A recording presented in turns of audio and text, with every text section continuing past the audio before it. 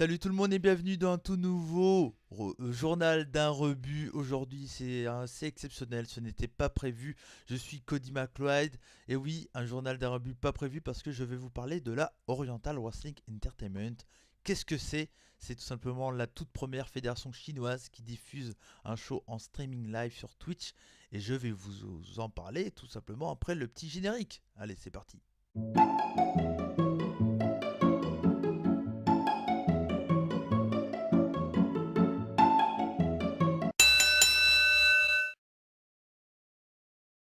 Et donc on se retrouve pour parler de la Oriental Wrestling Entertainment. Et voilà, j'ai regardé ce show donc du coup qui était diffusé en streaming. Le show n'était pas diffusé en live, mais il était en streaming, diffusé cette nuit sur Twitch. Il est actuellement à peu près 5 heures du mat. Ça se voit peut-être à ma tête.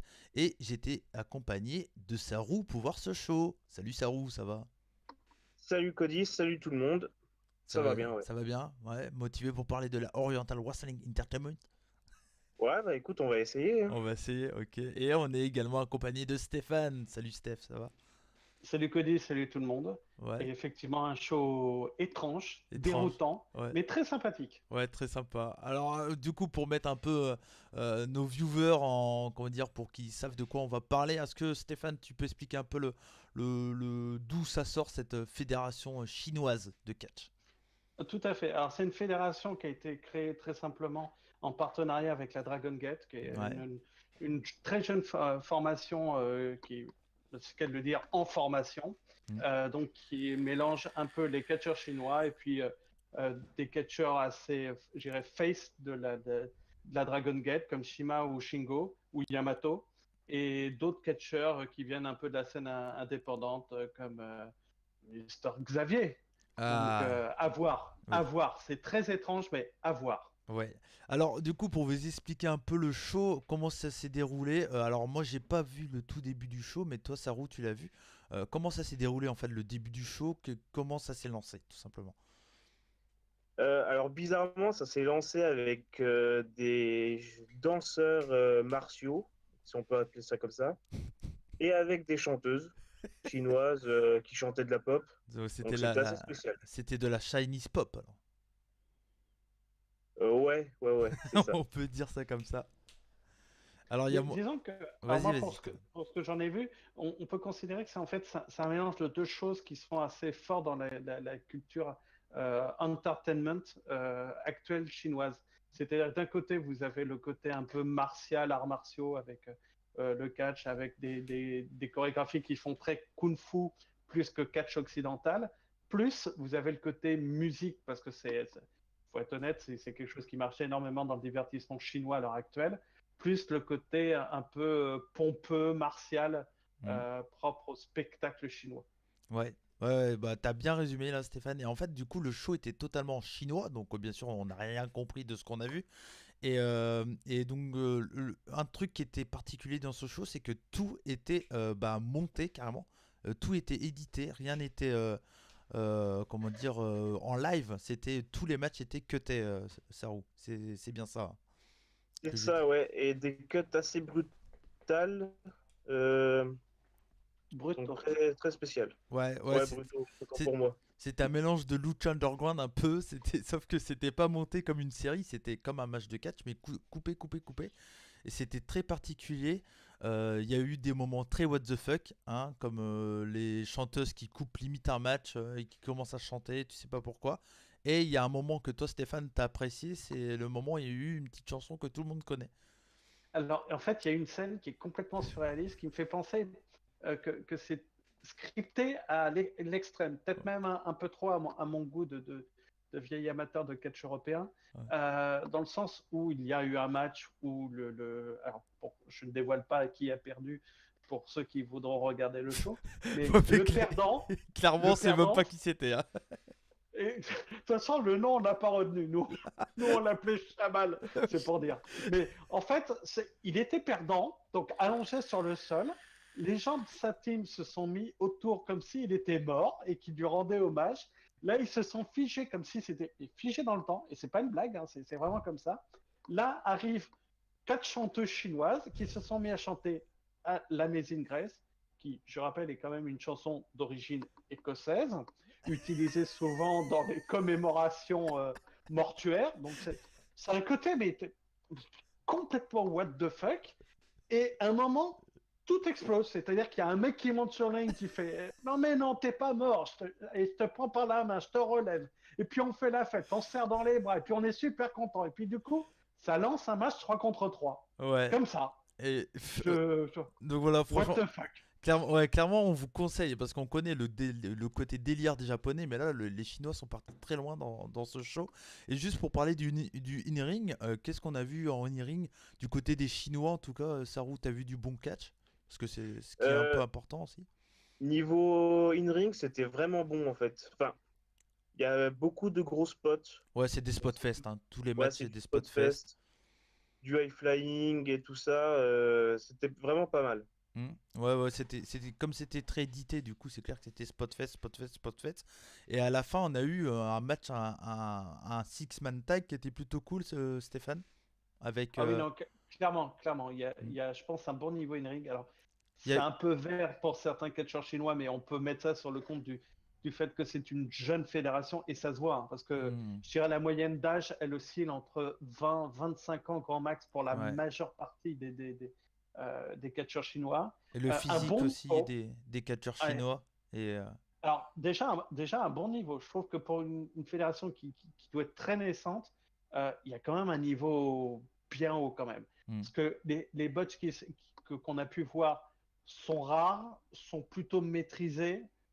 C'est pas du what the fuck, j'ai un pied qui a glissé ou un truc complètement stupide. C'est plutôt bien fait. Puis il y a certains physiques. Là, je vois une image promotionnelle de ce show.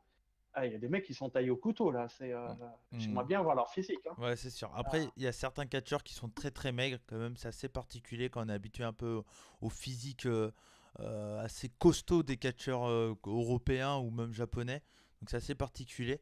Mais du coup, ouais, donc juste pour vous décrire un peu on a vu beaucoup de catcheurs chinois qu'on on n'a pas retenu les noms parce que bien sûr, il n'y avait aucune traduction anglaise, hein, tout était en chinois. Donc c'était très compliqué. Le public était booké, hein, il y avait un mec qui gueulait au micro qui disait quoi faire, hein, c'était comme ça. Et à la fin, on a eu un main event assez sympa. Et donc il y avait qui dans le main event du coup? alors, j'ai oublié les noms. Alors il y Non, avait je Dexmon rigole. Xavier et Zachary Wentz, hein, mais Et deux de Shingo Takagi. voilà. Et en face, il y avait Sima avec deux catcheurs chinois, c'était ça. Exactement. Et Alors, j'apporterai une petite précision sur ce que tu as dit sur les physiques ouais. très minces, très taillés au couteau. Il faut penser qu'il y a une grande école comment dire, issue du cirque chinois, qui est Mm. tout ce qui est gymnastique, ce genre de choses. C'est très répandu là-bas en Chine et qu'il y en a sûrement beaucoup qui sont soit des anciens membres des équipes locales ou même nationales de gymnastique, soit de sport assez proche, puisqu'on en a même un qui est déguisé en moine Shaolin avec le crâne doré à leur fin. Donc, mais vous allez voir, les Ah, personnages sont ah, complètement surréalistes, hein. ah ouais, non, il faut. Moi, est-ce que vous conseillerez à quelqu'un qui est vraiment pas fan de catch comme nous, on peut être fan en disant, on va dire, on regarde un peu de tout. Est-ce que quelqu'un qui est fan de catch VVE, est-ce qu'il peut avoir un intérêt à regarder ça ou c'est clairement fait pour des fans de catch un peu qui aiment bien essayer de voir un peu tous les trucs un peu bizarres comme nous ou à qui vous conseillerez ce style de show clairement? Est-ce que c'est fait pour un public chinois avant tout ou c'est fait pour un public un peu entre guillemets smart? Alors, je dirais public smart, plus que public chinois même. Ouais.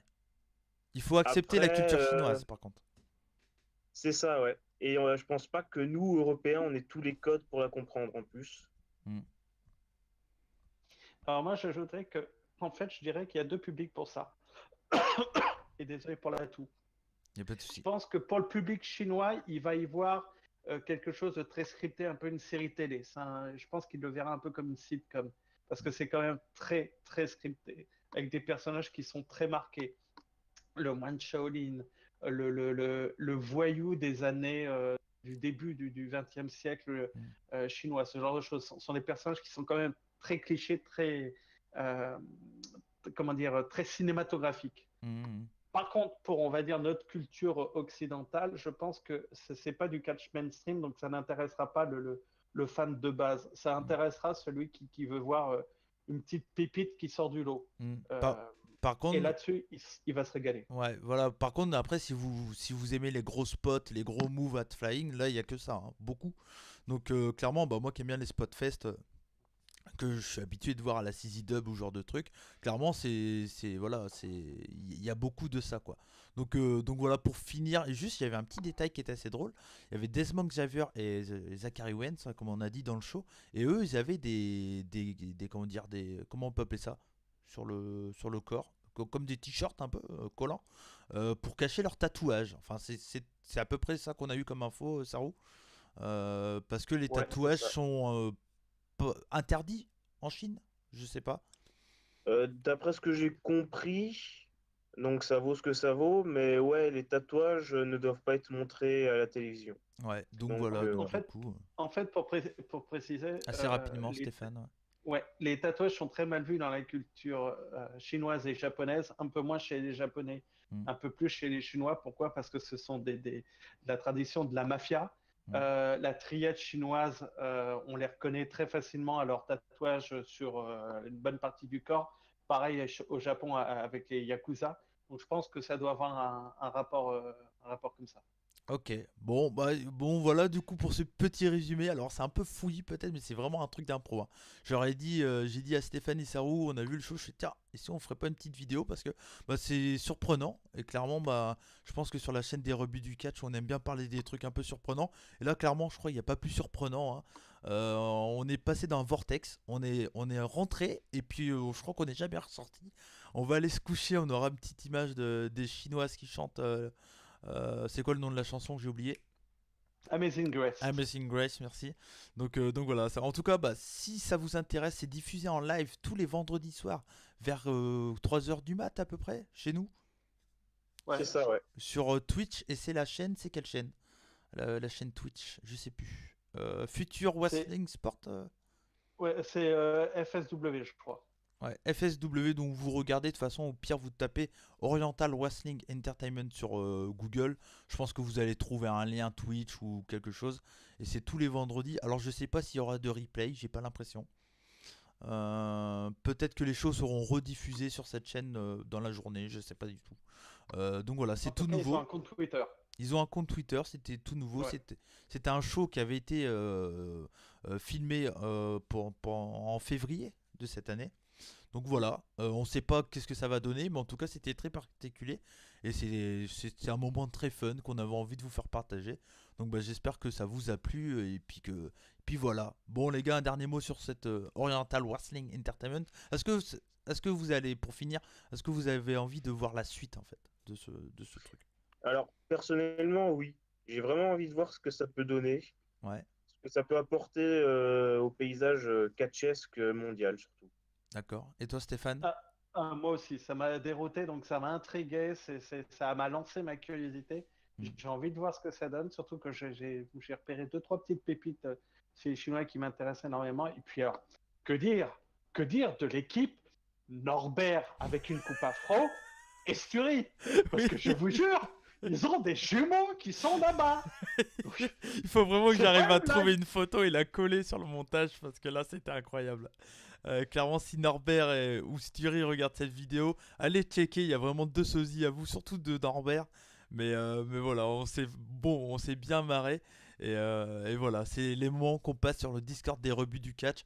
Donc si vous voulez vivre un peu ce genre de moment, n'hésitez pas à venir nous rejoindre sur le Discord des rebuts du catch. Vous me demandez un lien, on vous donne un lien, il n'y a pas de souci. N'hésitez pas, si vous n'êtes pas abonné à la chaîne, à vous abonner, ça fait toujours plaisir. Puis à lâcher un petit like, voilà, un petit commentaire si pourquoi pas, ça peut vous intéresser le produit de la Oriental Wrestling Entertainment.